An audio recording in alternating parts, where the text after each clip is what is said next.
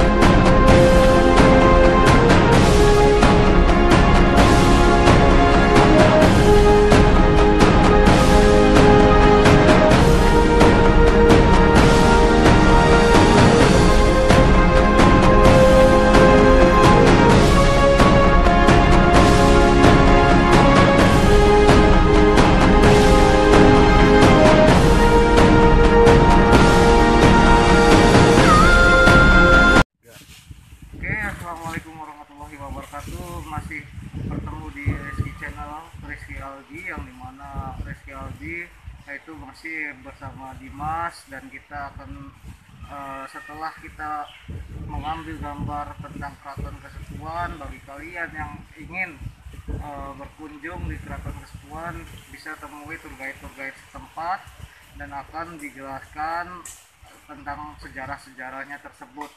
Nah, setelah ini kita akan mendatangi tour guide atau pemandu wisata dari Keraton Kasepuhan tersebut, dan kita langsung datang ke di kediamannya beliau, yaitu dari Elang Manung.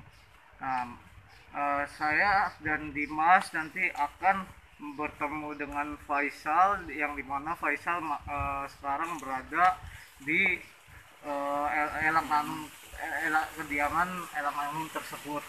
Ah, oke, untuk Dimas gimana, ada untuk Faisal udah ada kontak atau apa ke sananya? Dari Isa saya belum dapat kontak ya. Dan kira-kira tertarik juga sama sejarah keraton ini dan sejarah-sejarah yang lainnya. Kalau mengenai sejarah saya masih mempelajari dan mencari lagi. Oke, kita langsung saja. Jangan lupa like dan subscribe dari Rizky Channel yang akan menemui di kediamannya Elang Manung tersebut di Keraton Kasepuhan. Oke, lanjut aja geng. Welcome back. Jangan lupa subscribe dan komen serta like di bawah ini.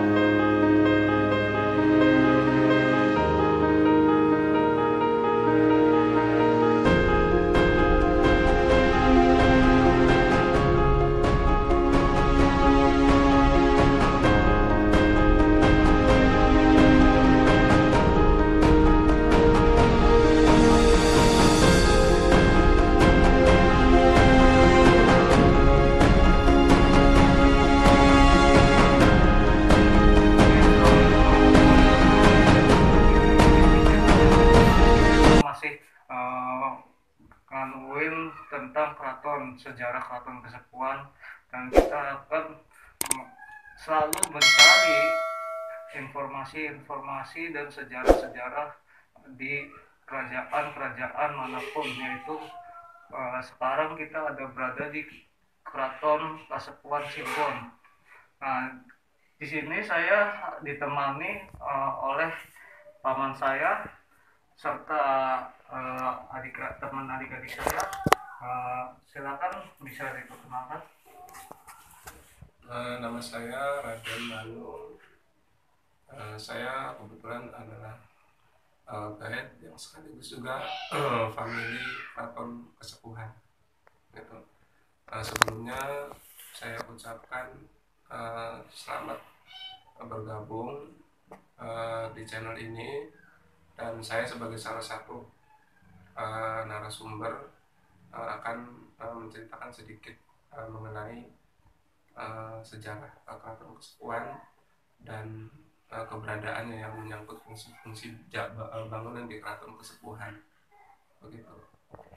Adapun mengenai sejarah Keraton Kasepuhan ini, keraton ini berdiri sebagai penerus kerajaan Pajajaran, yang sebelumnya kerajaan-kerajaan dahulu itu beragama Hindu atau Buddha.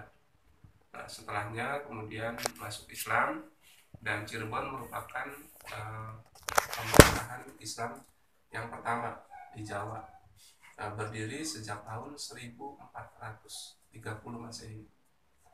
Pada waktu itu Cirebon bukanlah kerajaan atau kesultanan besar, makanya hanya disebut sebagai sebuah pemerintahan kecil pedukuhan yang diperintah oleh Pangeran Cakrabuana atau Raden Walangsungsang yang merupakan Prabu Siliwangi.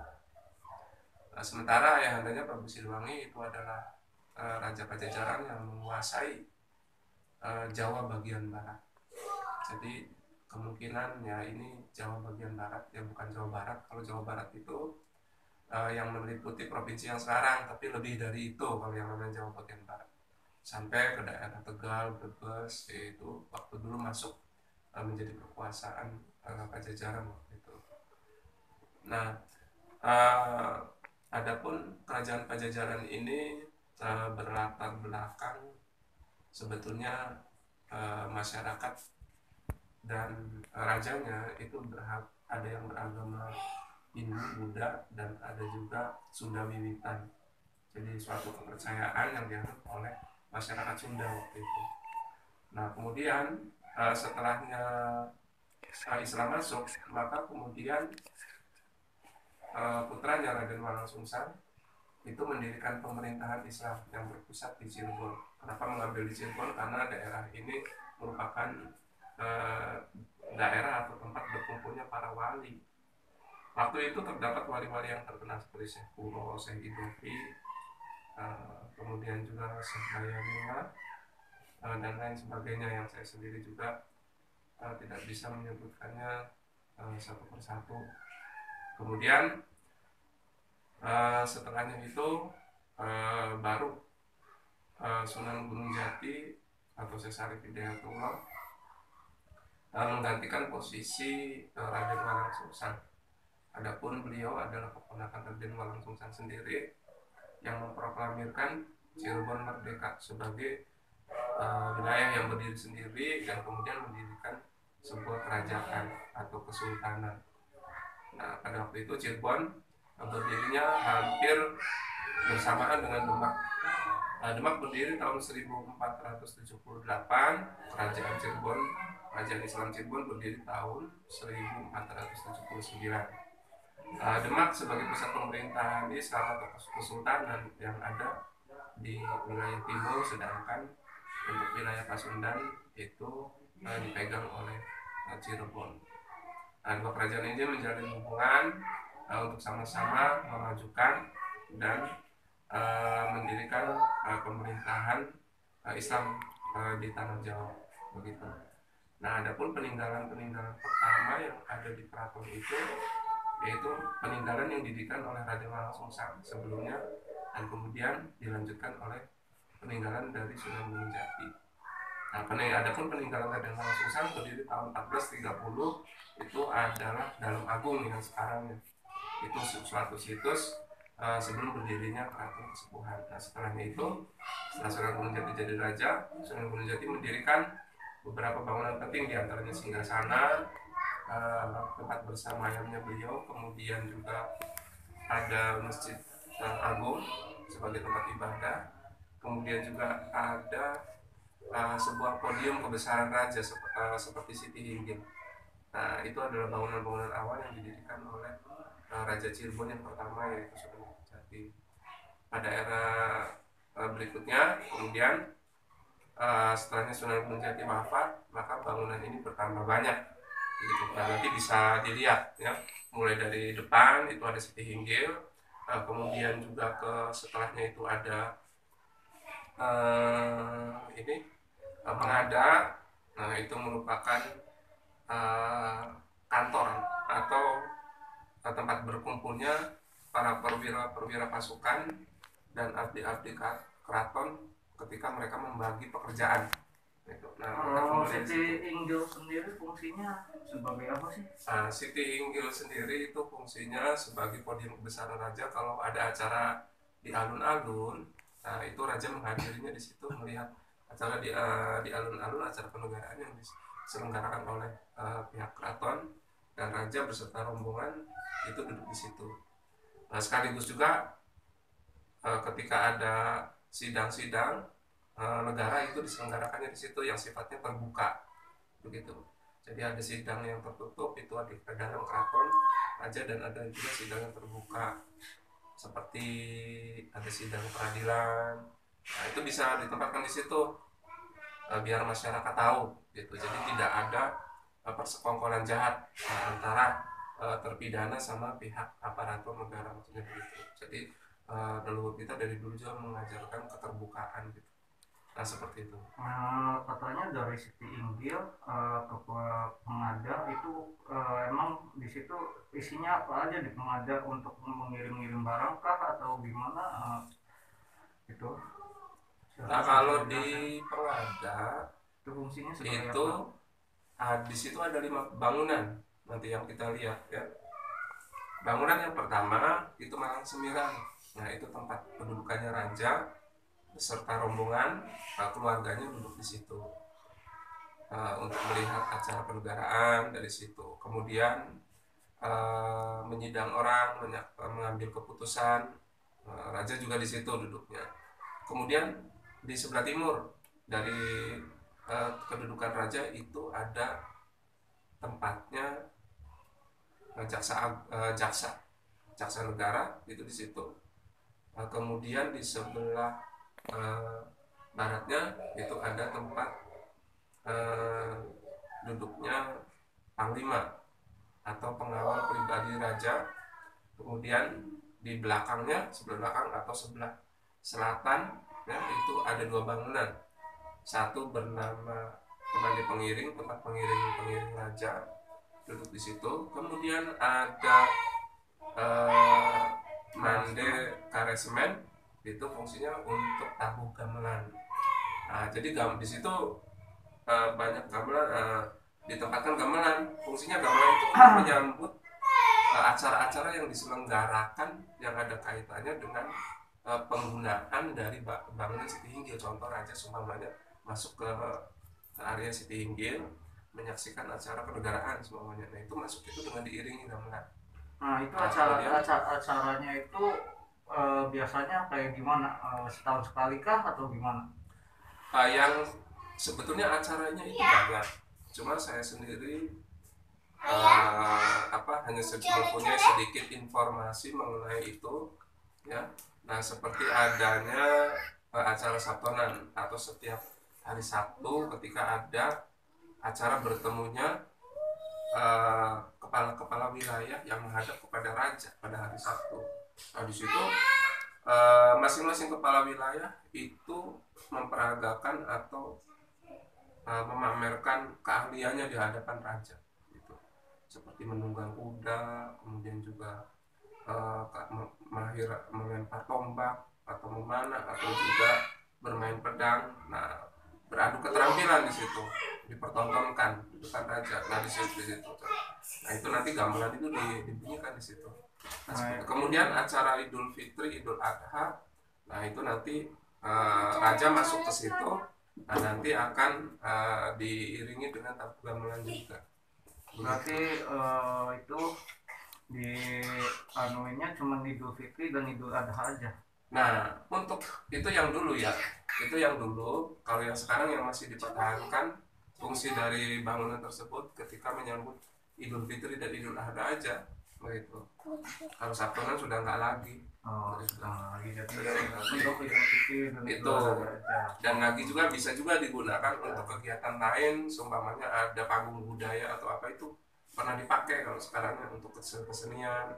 Atau kemudian juga ini apa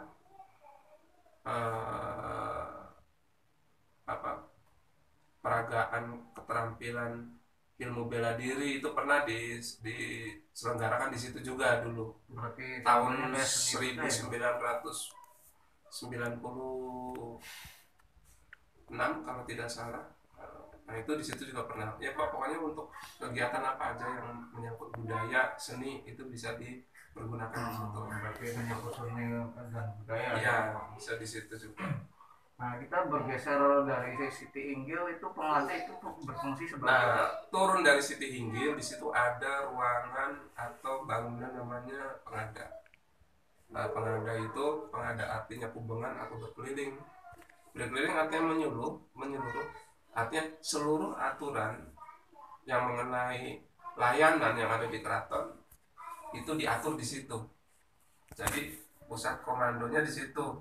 Jadi, untuk para abdi dalam keraton, untuk para prajurit dalam keraton.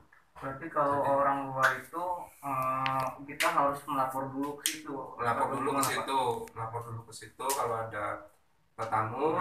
Dahulu juga digunakan untuk tempat melapornya tamu di situ. Mau masuk ke keraton, lapor dulu di situ. Kemudian untuk pembagian kerja, para prajurit keraton itu harus menghadap ke situ kepada perwira-perwiranya. Mereka melapor dan diadakan pembagian kerja sama perwiranya di situ. Nanti ditempatkan di mana aja, nanti dari situ nanti. Kemudian juga akomodasi atau apa itu juga diatur di situ. Kemudian juga untuk pegawai sipilnya, untuk melayani keraton itu juga diatur di situ. Nah seperti itu. Nah, setelah bergeser dari Pengada, kita bergeser ke museum. Itu sebenarnya museum itu fungsinya buat apa, Pak? Museum yang sekarang itu museum modern ya. Jadi itu tempat menyimpan senjata-senjata pusaka. Nah itu bagi pengunjung dipersilakan untuk melihat di situ. Untuk tiketnya itu Rp25.000 per orang. Nah, nanti di situ bisa lihat-lihat. Jadi para pengunjung yang masuk ke keraton ini sebagai salah satu objek wisata itu masuk ke keraton ini, tiketnya Rp15.000. Nah, di museum itu ada barang-barang seperti apa? Nah, kalau untuk ke museum lagi berbayar lagi itu Rp25.000. Nah itu bisa lihat seperti pedang atau senjata-senjata seperti keris. Nah itu senjata-senjata. Kemudian juga ada meriam, senjata modernnya waktu itu. Nah kemudian ada juga baju-baju perang. Terus ada juga kereta yang digunakan oleh raja dulu, raja keraton ini untuk upacara-upacara pakainya kereta namanya Singgamarong. Kemudian ada juga batu bilang penunjuk arah kiblat yang dari dulu sampai sekarang tetap di situ keberadaannya, tidak bergeser. Kemudian ada juga bandil peluru, kemudian juga baju besi, baju perang. Kemudian ada lukisannya Prabu Siliwangi. Kemudian ada baju-baju dan juga peralatan rumah tangga tempo dulu seperti itu. Saya sebenarnya tertarik nih dengan kereta Singaborong. Kereta Singaborong itu kalau nggak salah itu sebuah kereta kencana ya, Pak ya. Itu bisa dijelaskan kayak gimana kereta Singaborong itu, Pak, sejarahnya? Kereta Singaborong dibuat oleh cucunya Sunan Gunung Jati di tahun 1549. Kereta Singaborong itu dinaiki oleh raja ketika raja mengadakan suatu upacara pakai kereta. Nah kereta Singaborong ini kalau dilihat fisiknya itu menggambarkan seekor makhluk ya. Nah itu makhluknya itu gabungan, ada belalai di situnya menandakan Ganesha atau pengaruh budaya dari India. Kemudian ada tanduk, itu pengaruh budaya dari Cina. Nah kemudian ada juga sayap menandakan pengaruh dari Mesir, mengambil dari simbol buruk. Nah jadi antara Arab, Mesir, kemudian Cina, kemudian India yang sama-sama tiga bangsa ini berpengaruh terhadap budaya bangsa kita. Mereka datang ke sini juga untuk menyebarkan agama Islam. Kebetulan tempat mereka mendarat itu adalah pertama kalinya, itu salah satunya pertamanya itu adalah di Cirebon begitu. Nah jadi seperti di Cina, di sini juga bangunan di keraton juga mirip kekaisaran di Cina. Kemudian juga ada ini simbol-simbol di batik Ganesha atau apa itu pengaruh dari India begitu. Nah seperti itu. Kemudian juga ada lukisan-lukisan mengenai buroh dan lain sebagainya. Lukisan kaligrafi itu pengaruh dari budaya Arab. Nah seperti itu. Oke, nah, setelah dari kereta Singaborong bergeser sedikit, saya agak tertarik juga. Itu lukisan Prabu Siliwangi itu sebenarnya kayak gimana, Pak? Lukisan Prabu Siliwangi itu dilukis oleh seorang pelukis ya. Nah itu lukisan sekarang itu beliau bermimpi bertemu dengan Prabu Siliwangi, katanya ya parasnya atau bentuk fisiknya seperti itu, maka kemudian dilukis. Jadi itu berdasarkan mimpi yang secara kebetulan, mungkin karena beliau itu seorang pelukis dan juga taat beribadah, jadi mendapatkan petunjuk gitu. Jadi lukisannya itu rupa Sunan Prabu Siliwangi itu seperti itu, maka dilukis dan kemudian pihak keraton berkenan untuk menyimpannya di museum. Nah, seperti itu.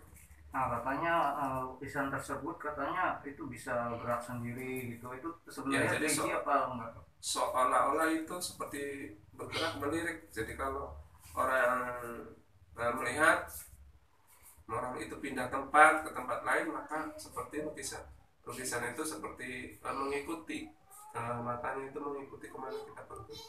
Ya sebetulnya sih itu bukan apa-apa. Jadi itu karena kepandaian beliau melukis. Jadi seolah-olah matanya itu tertuju pada satu objek seperti nyata pada satu titik. Jadi ketika kita sebagai objeknya, dipandangnya kita yang melihatnya itu sebagai satu objek. Jadi kalau kita pergi kemana-mana, dia seolah-olah melihat kita gitu. Jadi kayak orang di foto, orang lihat di kamera, jadi dia bisa melirik kemana aja gitu. Berarti, jadi hidup. Berarti lukisan tersebut itu nggak ada aura mistik, nggak ada apa itu. Jadi lukisan tersebut itu dari kepandaian orang melukis tersebut ya Pak ya? Iya, kepandaian orang tersebut melukis. Kalaupun ada orang yang mengatakan itu ada kekuatan mistis, mungkin orang tersebut mengalami kontak dengan lukisan tersebut, bisa saja. Karena yang namanya barang hidup itu kadang-kadang bisa seperti itu. Begitu. Jadi itu kalau secara umum sih tidak mengandung ini hal-hal mistis. Oke, gini, jangan lupa kalau yang mau datang di Keraton Kasepuhan atau temui tour guide setempat seperti kayak paman saya serta tour guide yang lain. Kalian jangan lupa berkunjung dan juga subscribe di bawah ini. Kita masih terus mengusut tentang sejarah di Keraton Kasepuhan ini sampai tuntas. Bisa bergeser lagi ke Taman Dewan Daru itu seperti apa Pak? Nah, itu setelahnya kita memasuki museum, di mana lokasi museum itu kan bangunan baru. Memang dulunya di situ juga gudang senjata, cuma sudah hancur. Jadi para prajurit atau pegawai keraton yang bersenjata, khususnya pegawai dalam keraton itu kalau mau menjaga keraton itu ngambilnya itu senjatanya itu dari situ. Gitu. Kemudian mencucinya di situ makanya di depan museum itu ada sumur. Namanya sumur Kemandungan. Sama yang di situ itu diajak ke sana. Nah, itu nanti dari situ masuk ke keraton lebih dalam lagi, kita melewati pintu Regol 2, namanya Lawang Gledegan. Nah, yang dimaksud Lawang Gledegan karena di situ terdapat penjaga atau prajurit yang menjaga pintu gledegan itu. Suaranya keras seperti gledek, jadi membentak kalau meminta keterangan balik dari para tamu yang masuk ke keraton. Nah, seperti itu. Nah, itu memang di situ keraton sengaja menempatkan prajurit yang berkarakteristik semacam itu untuk menandakan bahwa di situ areanya sudah area dalam. Dan orang yang masuk itu tidak boleh sembarangan, harus memenuhi syarat kalau masuk. Nah, jadi tidak boleh mudah disuap. Jadi kalau masuk ke situ. Nah, seperti itu. Jadi makanya juga orangnya tegas, kemudian juga garang yang menjaga tempat itu. Ini ruangan seperti apa aja Pak yang harus kita lapor gitu waktu zaman dahulu gitu? Jadi setelahnya masuk melewati pintu Regol 2, situ ada taman, namanya Taman Gula Dewan Daru. Sebetulnya si Taman Gula Dewan Daru itu untuk mempercantik keraton. Nah, sebetulnya itu ada maknanya. Dewan Daru itu di situ terdapat taman yang bulat seperti itu. Nah, itu Nah, di situ juga ada pohon Dewan Darunya. Dewan Daru itu menandakan sifat protektif kerajaan terhadap masyarakatnya. Jadi kalau uh, pohon Dewan Daru itu kalau disejajarkan dengan sesamanya begitu, kalau subur itu akan rimbun pohonnya itu. Nah, dalam filosofi lain sebagai lambang pohon Dewan Daru itu tempat bersembunyinya seorang satria yang sedang bersemedi memusatkan pikirannya terhadap yang maha kuasa, untuk kemudian bisa setelahnya mendapatkan petunjuk, kemudian akan keluar dari pohon Dewan Daru itu untuk menegakkan keadilan. Nah, seperti itu ya. Nah itu kan di Taman Dewan Daru kalau nggak salah itu kan ada patung macan, dua meriam, itu sebenarnya berfungsinya sebagai apa? Patung macan itu sebagai simbol penerus kerajaan Pajajaran. Jadi kalau Prabu Siliwangi itu dulu dikabarkan punya prajurit harimau dulu. Nah, entah seperti apa ya, prajurit harimau itu, tapi yang jelas itu simbolnya kerajaan Pajajaran itu mau itu bahasa Sunda, itu macan kalau bahasa Jawanya. Nah, itu Cirebon sebagai penerus kerajaan Pajajaran disimbolkan dengan itu. Dan kemudian mengenai meriam yang ada di situ, itu peninggalan dari Prabu Kabunangka, kerajaan Galuh, dari kerajaan Galuh yang bersahabat dengan Cirebon. Nah, itu penempatannya tadinya bukan di situ, hanya saja kemudian digeser-geser, kemudian ditempatkan di situ.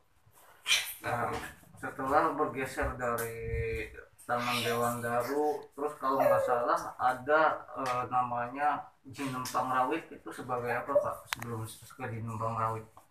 Nah, di situ terdapat ada bangunan-bangunan tempat para pegawai. Di situ ada lunjuk tempatnya meminta informasi bagi para tamu, kemudian ada Sri Manganti tempat antrian. Jadi mereka yang sebelum dipanggil ke keraton antri di situ. Nah, ketika dipanggil maka masuk ke keraton dengan tahapan bahwa mereka akan menghadap kepada pejabat keraton dulu, menghadap ke Jinem Pangrawit namanya. Pangrawit artinya halus. Nah, itu jadi segala perilaku tamu itu harus halus. Jadi dimulai dari ruangan di situ itu sudah berbeda cara bicaranya, menggunakan bahasanya bahasa apa, mencapai tingkatan yang lebih halusnya dimulai dari situ. Memang ketika masuk juga dari pintu regol itu harus halus, cuma hanya saja di sini tingkatannya lebih beda lagi, harus lebih halus lagi. Gitu. Sebagaimana yang kita tahu bahwa namanya bahasa daerah itu bertingkat-tingkat. Di seluruh Indonesia itu baik orang Sunda, orang Jawa, atau orang Kalimantan, Sumatera itu punya bahasa daerah yang bertingkat. Bahasa kasar, bahasa menengah, kemudian bahasa yang tingkat halus. Nah, itu ada. Atau yang di Jawa itu ada yang dinamakan Kromo Inggris. Begitu. Nah, setelah dari situ Pak, kalau nggak salah kita bergeser ada lukisan, itu lukisan Sultan Pangeran Arif Natadiningrat. Terus di situ ada silsilah, itu bisa dijelaskan kayak gimana Pak tentang silsilah tersebut? Nah, itu di situ ada lukisan raja yang sekarang ini ya berkuasa gitu atau bertahta gitu di situ. Nah, itu namanya Pangeran Raja Adipati Arif Natadiningrat. Nah, itu beserta istrinya. Kemudian di situ ada silsilah. Nah, silsilah itu mulai raja pertama Keraton Cirebon, ya itu Sunan Gunung Jati, terus ke bawah sampai Pangeran Arif Natadiningrat yang sekarang. Gitu. Nah, silsilah dari mulai Syarif Hidayatullah, kemudian selanjutnya adalah Pangeran Zainul Arifin sebagai raja kedua Kesultanan Cirebon. Kemudian kesultanan yang raja ketiga dari Kesultanan Cirebon yaitu Panembahan Giriraya. Nah, di masa Panembahan Giriraya ini terjadi perubahan politik, di mana Keraton Cirebon itu atau Kesultanan Cirebon itu dipecah menjadi 3 kesultanan, yaitu Kesultanan Kesepuhan, Kesultanan Kanoman, dan Kesultanan Kacirebonan. Berarti masih banyak kerajaan-kerajaan di Cirebon ini ya Pak ya? Sebetulnya sih kalau untuk Cirebon sendiri bukan banyak banyak kerajaan yang bukan, itu sebetulnya satu payung gitu. Itu Kesultanan Cirebon, hanya keratonnya itu ada 3, di mana tiga-tiganya itu bisa dikatakan kesultanan juga. 3 kesultanan ini jaraknya berdekatan. Sebagai warisan budaya memang itu kita bersyukur karena ternyata Cirebon itu keratonnya itu nggak satu. Mungkin kalau nggak dipecah tidak ada perubahan politik, keratonnya cuma satu, keraton Kesepuhan itu. Nah, keraton Kesepuhan itu dulunya namanya Keraton Pakumati, zamannya Sunan Gunung. Nah, ketika dipecah jadi 3, maka dirubah namanya menjadi Kesepuhan karena keratonnya itu tua, peninggalannya di Sunan Gunung. Adapun raja pada waktu itu yang menjabat sebagai Sultan Sepuh di Keraton Kesepuhan, maka dijulukinya sebagai Sultan Kesepuhan atau Sultan Sepuh Keraton Kesepuhan yang pertama. Jadi dihitungnya dari yang pertama lagi, awal lagi. Jadi setelah Sunan Gunung raja kedua, raja ketiga, kemudian dihitung lagi dari satu begitu. Kemudian Keraton Kanoman juga didirikan gelarnya Sultan Anom, dan kemudian gelar rajanya itu raja yang pertama, Sultan Anom. Kemudian Kesultanan Kecirebonan, di situ juga gelar sultannya juga sultan yang pertama.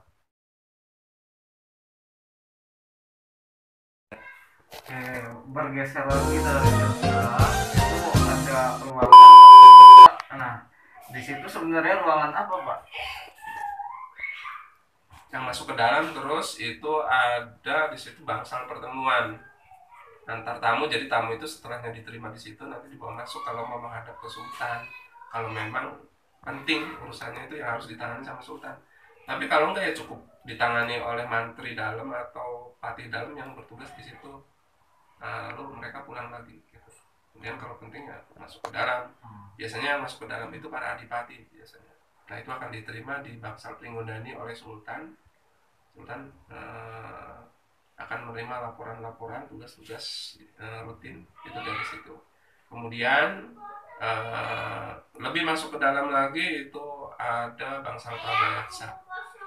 Bangsal Prabayaksa di situ sultan menerima tamu-tamu utusan dari negara lain atau juga orang-orang Eropa yang pada waktu itu menjalin hubungan dagang waktu itu diterimanya di situ. Begitu, jadi sudah luar negeri. Itu tingkatannya kalau yang diterima di Prabayaksa. Begitu.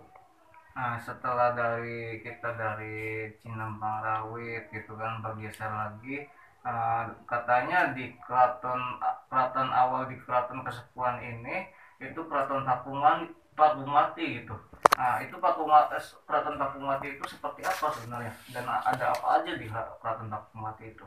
Kalau sekarang itu Keraton Pakumati yang awal ya itu didirikan oleh Pangeran Cakrabuana atau Raden Walangsungsang di tahun 1430. Nah, kemudian setelahnya itu Sunan Gunung Jati jadi raja, maka Sunan Gunung Jati membangun keraton yang lebih besar. Namanya juga sama, Keraton Pakumati, Keraton Pakumati yang baru. Nah, maka kita namakan yang sekarang Keraton Pakumati awal itu adalah Keraton Pakumati yang dibangun oleh Raden Walangsungsang. Itu terletak di sebelah timur dari Keraton Kesepuhan.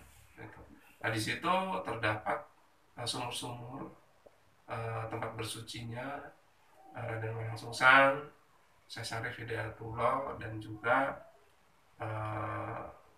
tamu-tamu lain yang kebetulan menghadap diterima di situ. Gitu.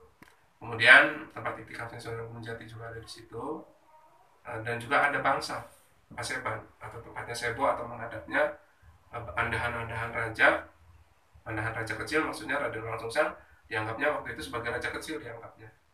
Ya, aku raja kecil yang bertanggung jawab langsung kepada Prabu Siliwangi waktu itu. Nah, andahan-andahannya di wilayah-wilayah itu seperti kepala-kepala desa itu menghadapnya ke situ, atau juga dijadikan tempat untuk diskusi tentang perkembangan agama Islam pada waktu itu. Di situ beliau-beliau bermusyawarah begitu. Kemudian sisanya lagi ada situs-situs ya yang berupa tembok-tembok keraton dulu yang pada waktu itu merupakan bentuknya itu seperti bangunan zaman Hindu atau kerajaan Majapahit. Candi Bentar bentuknya seperti itu. Candi itu tumpukan, Bentar itu bata, artinya tumpukan bata merah. Terus seperti Siti Hinggil juga namanya Candi Bentar, tumpukan bata merah, maksudnya namanya Candi Bentar itu. Nah, sumur-sumur tersebut apakah ada fungsinya atau bermanfaat sebagai apa Pak di situ Pak?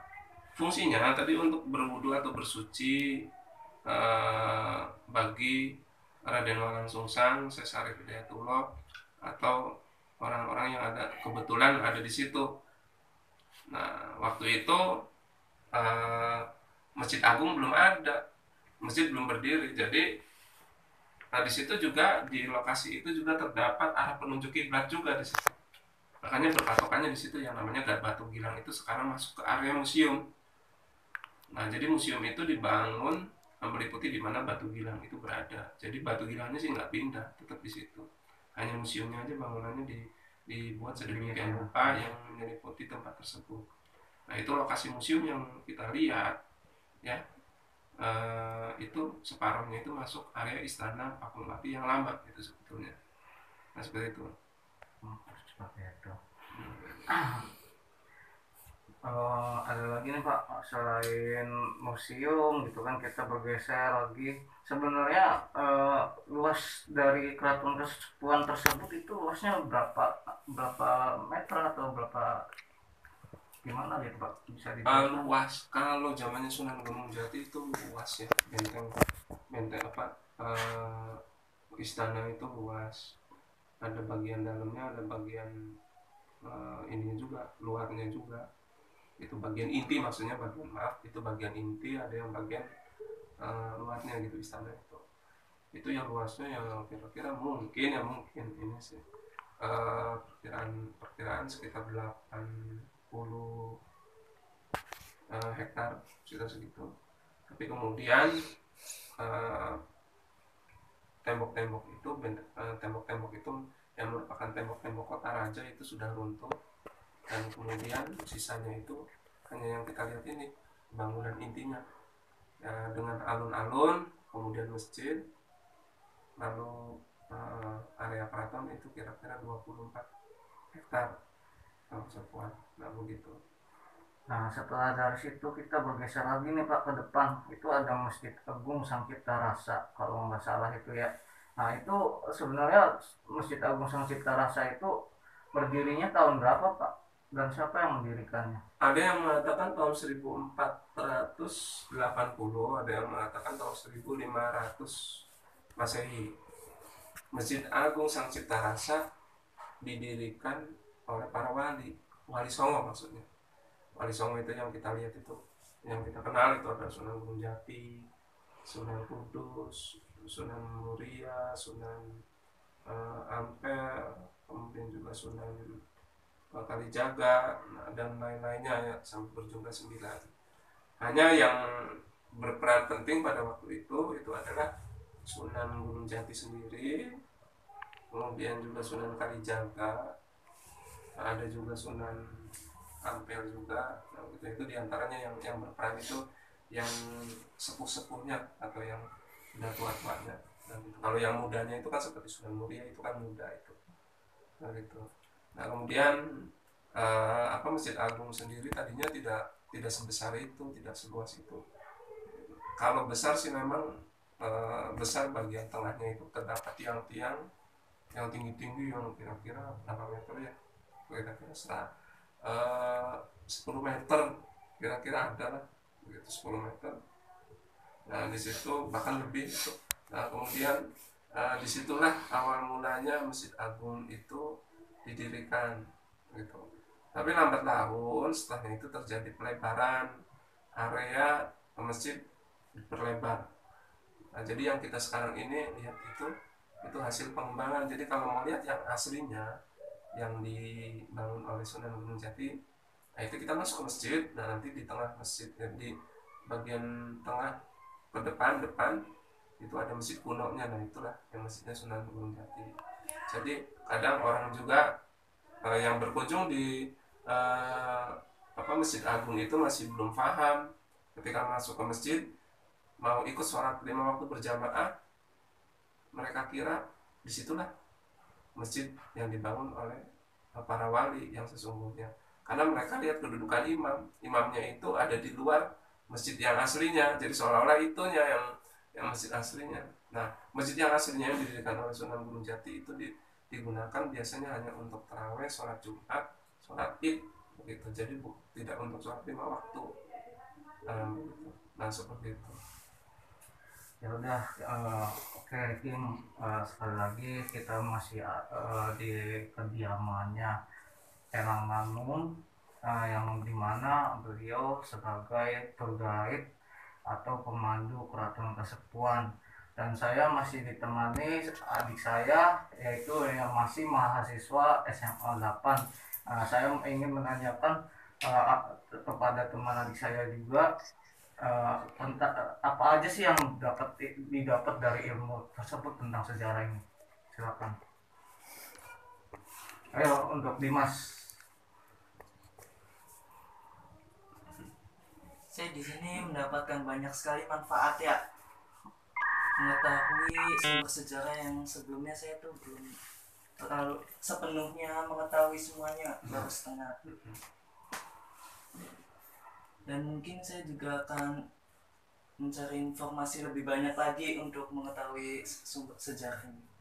Oh gitu. Jadi budayakan sejarah dan kembangkan terus, jangan sampai punah ya. Ya, Gitu aja. Untuk Faisal kisi dan untuk ininya barangkali ada motivasi buat sejarah ini. Motivasi ya, kalau buat motivasi itu apa ya, Apa kita memberi wawasan kepada kita tentang sejarah atau gimana motivasinya? apa sih, nggak tahu.